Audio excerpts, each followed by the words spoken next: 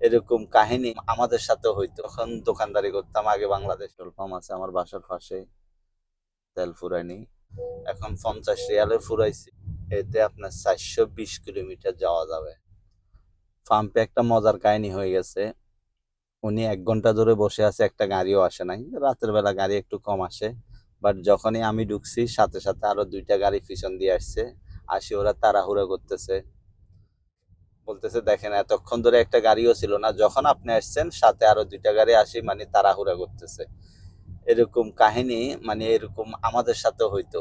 আমরা যখন দোকানদারি করতাম আগে বাংলাদেশে, এমনিতে কোনো কাস্টমার নাই, দোকান বন্ধ করে ফেলবো। যখনই দোকান বন্ধ করার পরিকল্পনা নিচ্ছি বা নিব, বা দোকান ঝাড়ু দিচ্ছি, তখন আর কাস্টমার এটা আসতেছে ওইটা আসতেছে। 1 টাকার জিনিস হলো আসতেছে, কিন্তু কাস্টমার আসতেছে অনেক কাস্টমার।